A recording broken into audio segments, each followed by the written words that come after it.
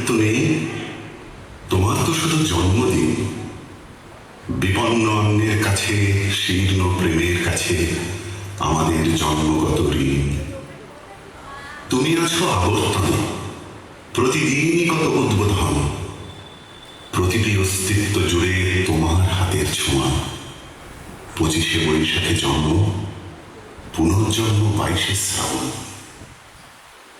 জেগে উঠি, স্বপ্ন দেখি, স্বপ্নের ভিতরে মরে যায়, তোমার পদধ্বনি কান পেতে যেন শুনি।